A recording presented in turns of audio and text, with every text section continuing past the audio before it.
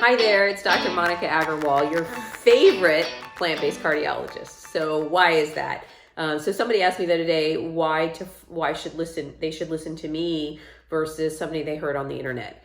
So not everybody thinks so much about the MD, but I am a medical doctor.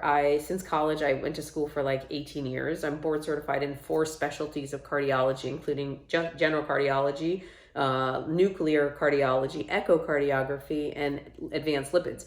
I'm an expert in nutrition and prevention. I published almost 50 articles in peer-reviewed journals on nutrition and lifestyle. I've written chapters on nutrition and heart disease. I speak about it around the world. And the most important thing is that I read the journals and I read the articles. So I'm always going to tell you the best data on the best medicines, but also the best nutrition and lifestyle changes. So hopefully that gives you faith that you're listening to the right person.